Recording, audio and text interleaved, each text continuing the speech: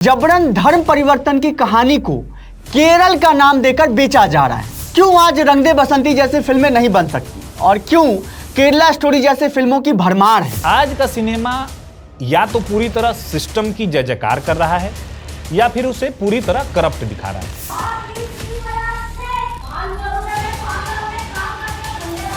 हाँ, north east people are shit क्योंकि यहाँ के लोगों का सीमा सुरक्षा में और राष्ट्रीय सुरक्षा में अहम योगदान रहा है।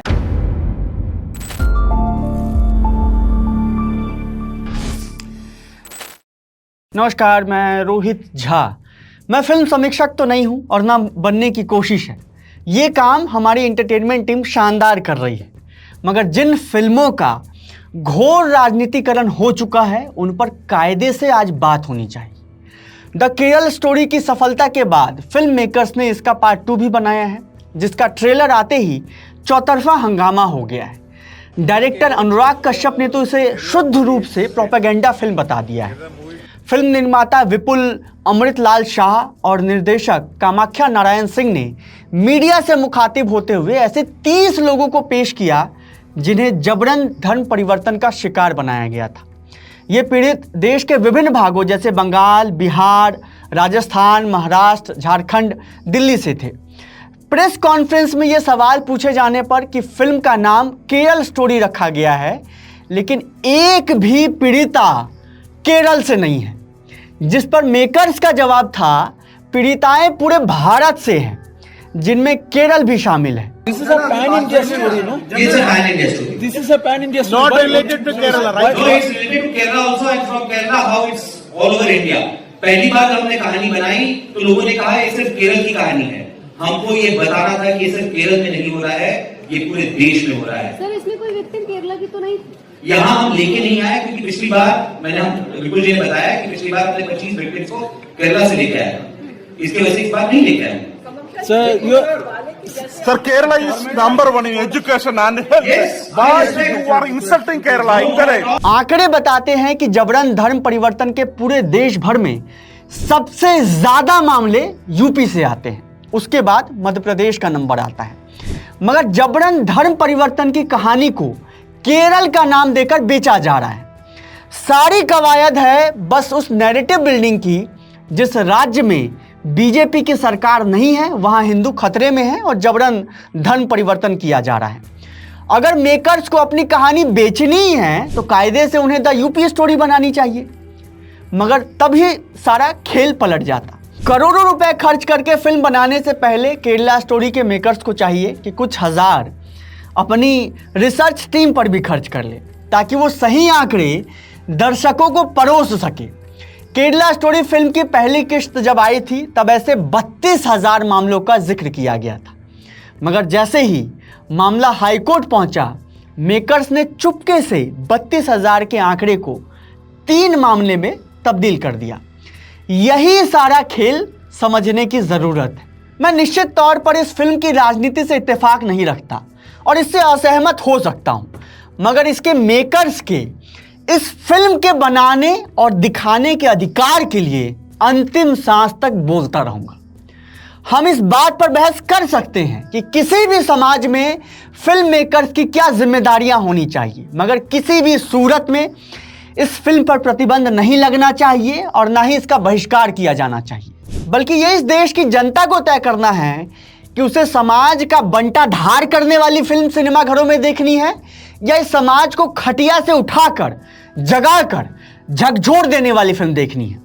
क्यों आज रंग दे बसंती जैसी फिल्में नहीं बन सकती और क्यों केरला स्टोरी जैसे फिल्मों की भरमार है और फिल्म मेकर्स की आज क्या भूमिका होनी चाहिए, ये समझा रहे हैं हमारे फिल्म समीक्षक और एंटरटेनमेंट एडिटर सत्यम। आप उन्हें सुनिए।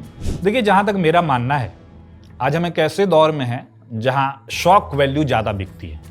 द केरला स्टोरी जैसी फिल्में एक खास तरह के डर या गुस्से को एड्रेस करती है, जिससे कि सोशल मीडिया पर ज़बरदस्त डिबेट शुरू होता है। ये डिबेट ही फिल्म की मार्केटिंग बन जाती है।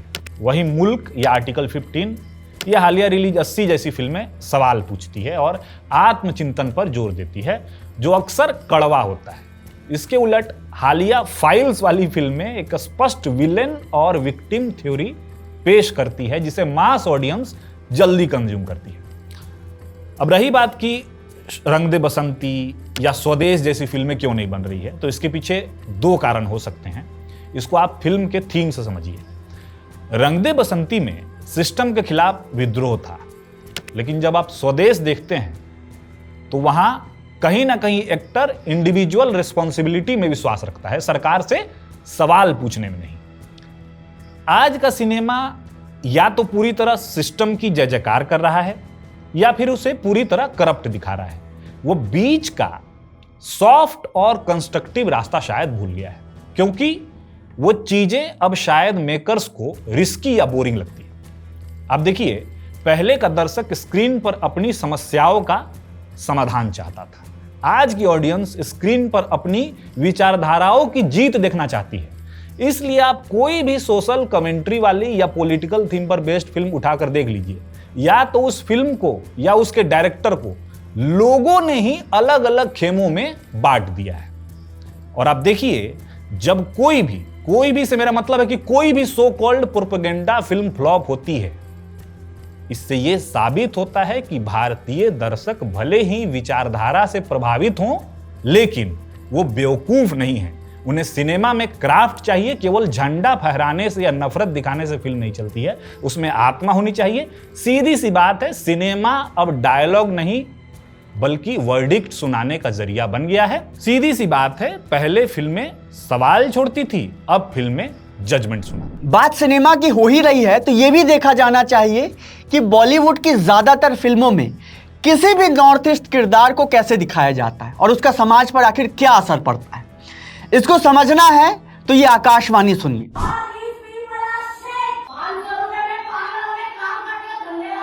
दिल्ली के मालवीय नगर में अरुणाचल प्रदेश की 3 महिलाएं रहती थी। पड़ोसी से किसी बात को लेकर कहासुनी होने के बाद एक पड़ोसी महिला ने नस्लीय टिप्पणी करते हुए तीनों महिलाओं को 500 रुपए में पार्लर में काम करने वाली और north east people are shit कहा, जिसका वीडियो भी सामने आया।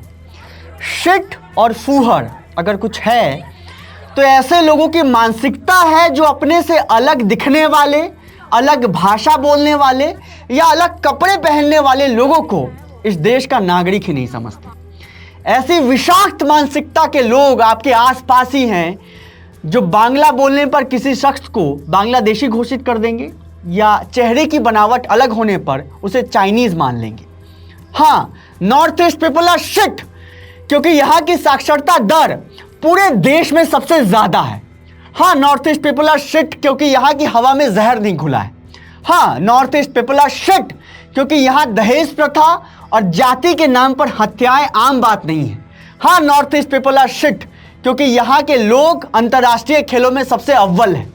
हाँ, north east people are shit क्योंकि यहाँ रूढ़िवादी विचारों को बढ़ावा नहीं दिया जाता और महिलाओं की भागीदारी हर काम में सबसे ज्यादा है। हाँ, north east people are shit क्योंकि यहाँ के लोगों का सीमा सुरक्षा में और राष्ट्रीय सुरक्षा में अहम योगदान रहा है।